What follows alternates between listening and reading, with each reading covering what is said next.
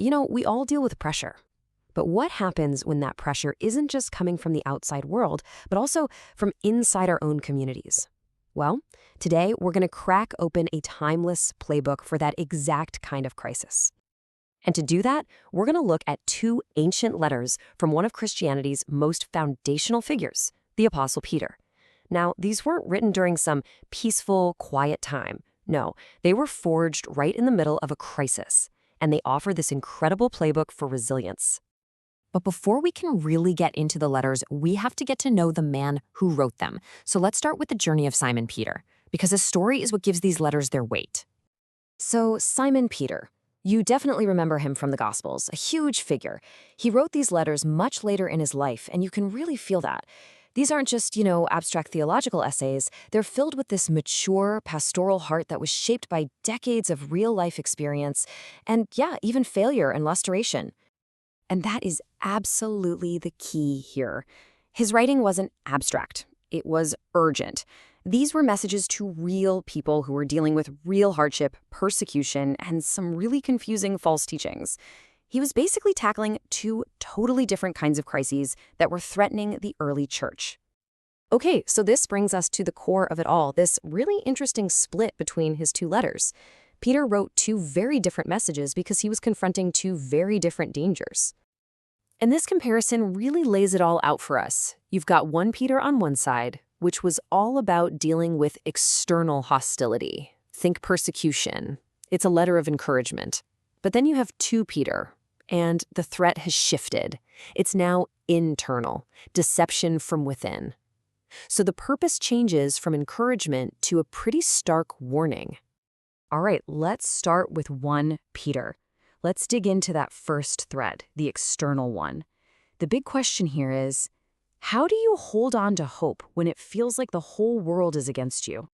So, here's the situation.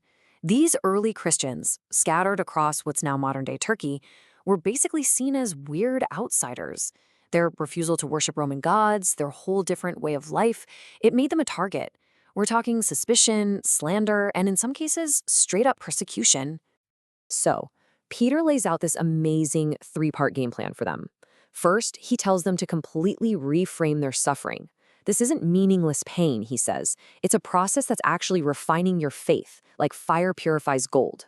Second, he says to live such good, holy lives that you basically silence your critics with your character. And third, and this is the big one, you have to cling to hope. But not a hope based on your current situation, but one that's anchored in the resurrection. And this quote right here, this is the heartbeat of the whole letter. I want you to notice that phrase, a lively hope. That's so powerful. It's not some vague, someday maybe kind of wish. For Peter, hope is a living, breathing, active reality right now. And it's all grounded in a historical event, the resurrection.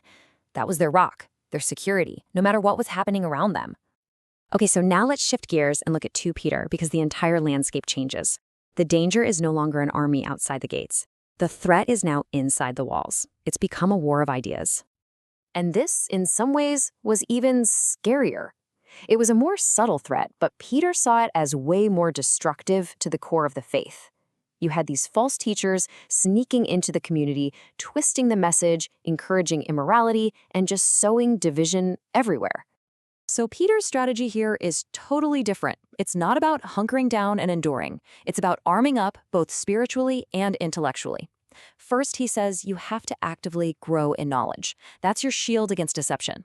Second, you've got to learn how to spot the deceivers by their empty promises and destructive lifestyles. And finally, you have to remember the future. Hold on tight to the certainty of Christ's return, which was something these false teachers were often trying to dismiss. And man, Peter uses this absolutely devastating metaphor to expose them. He calls them wells without water. Just picture that for a second. You're in a desert, you're dying of thirst, you see a well, you run to it, and it's bone dry. That's what he's saying these teachers are like. They promise life, refreshment, truth, but in the end, they offer absolutely nothing. All right, so as we wrap this up, what's the big takeaway from these 2 powerful letters? What's the lasting legacy of this fisherman who became an apostle? Well, you can really see his leadership style in his writing. It's this incredible blend of a shepherd's tenderness and a watchman's firmness. In 1 Peter, he's that gentle shepherd, comforting his flock.